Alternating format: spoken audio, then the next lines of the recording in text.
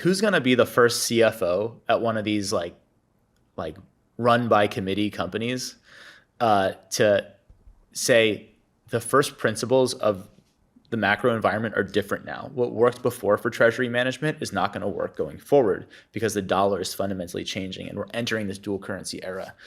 Who's going to be the first CFO to have the balls to say that and put their career on the line for that? Hey, freaks, that was Alex Leishman, CEO and founder of River, one of the most trusted Bitcoin companies in the United States. Alex has been building River since 2019, creating a platform where Americans can safely buy and store Bitcoin. He's known for his thoughtful approach to building Bitcoin infrastructure and his deep understanding of both the technical and business sides of the industry. Today we're diving into a fascinating conversation from the TFTC podcast about how businesses are starting to adopt Bitcoin.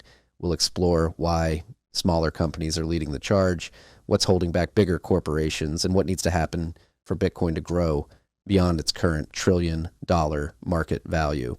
Alex brings unique insights from his experience running River and working with businesses of all sizes as they enter the Bitcoin ecosystem. If you enjoyed this breakdown, make sure to hit that like button and subscribe to catch more content like this. And if you want to hear the full conversation, you can find the link to the TFTC podcast episode in the description below. Let's talk about how businesses are starting to buy Bitcoin. From my experience running 1031 and investing in Bitcoin companies, I've noticed a fascinating trend in how different types of businesses approach Bitcoin. Alex Leishman from River is about to break down exactly what I've been seeing in the market, that it's primarily businesses run by strong leaders who personally understand Bitcoin that are making the moves. To date, we've seen a lot of businesses accumulating Bitcoin for their treasury, buying Bitcoin. We serve largely small and medium-sized businesses, anywhere from sort of like entities like trusts to operating companies, construction companies, real estate firms, cleaning companies, plumbing companies, buying Bitcoin for their treasury. And what all these companies have in common, though, is they're run by what I call an orange-pilled dictator. If you look at every company that's bought Bitcoin to date, they're run by an orange-pilled dictator. So really, these companies buying Bitcoin has just been downstream of the owner becoming orange-pilled. And so sort of business onboarding to Bitcoin today has really just been an extension of like the individuals becoming orange-pilled. So that's a very quickly growing trend. Alex is describing here is something I've witnessed firsthand through my work at 1031. These business owners he's talking about, from construction companies to real estate firms, they're not just randomly deciding to put Bitcoin on their balance sheet.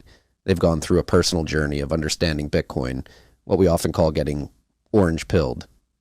Think of it like discovering a truth that you can't unsee. Once these business owners understand Bitcoin's potential, they're in a position to make quick decisions for their companies. They don't need to convince a board of directors or get approval from shareholders.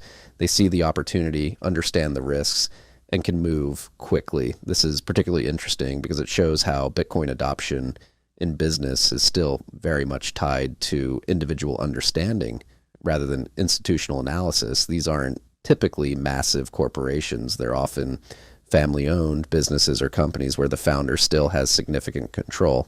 This first wave of business adoption is setting the stage for what's coming next, and that's exactly what Alex is going to discuss in our next clip. We're about to hear about the next phase of business adoption, the challenge of getting large, committee-run companies to embrace Bitcoin. This is where the real fireworks could start. So what still hasn't happened is the companies like the Microsofts of the world buying Bitcoin, like these run-by-committee businesses, these behemoths that have no founder anymore. There's no dictator.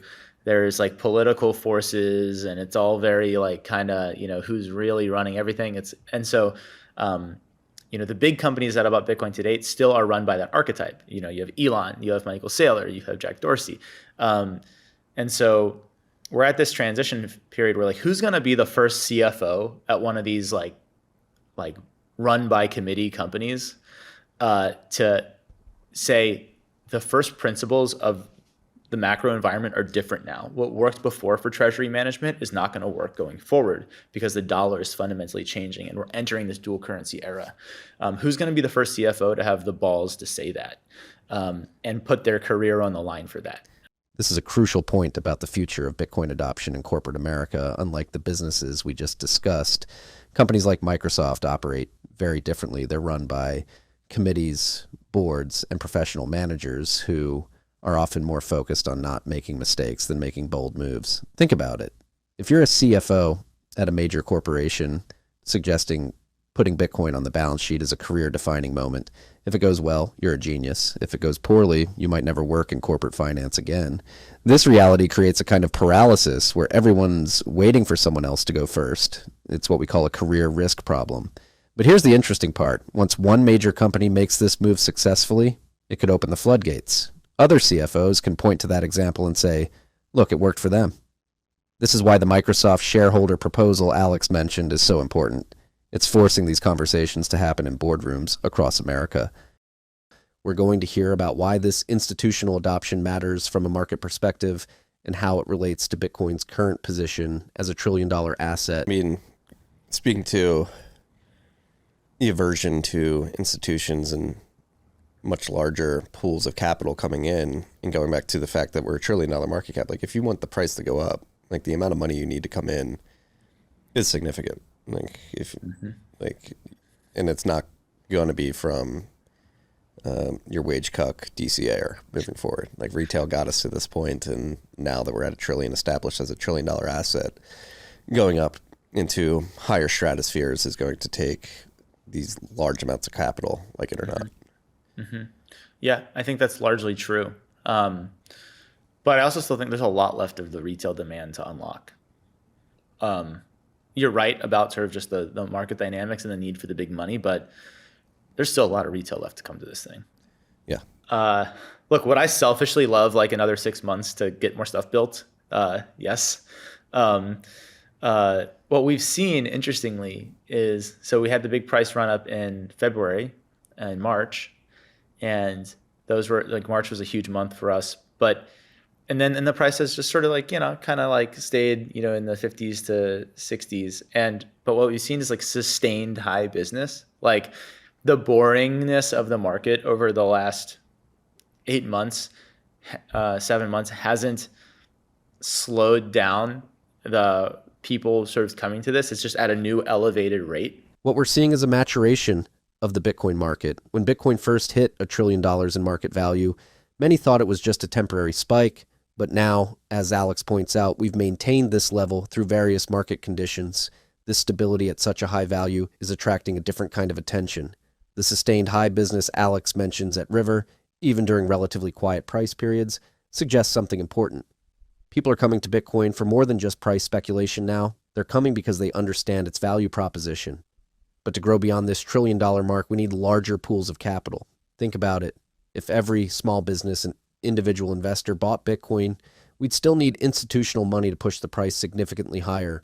It's simple math. There's only so much capital available from individual investors and small businesses. This is why the institutional adoption we discussed earlier is so crucial for Bitcoin's next phase of growth. This conversation with Alex really highlights the changing dynamics in corporate Bitcoin adoption.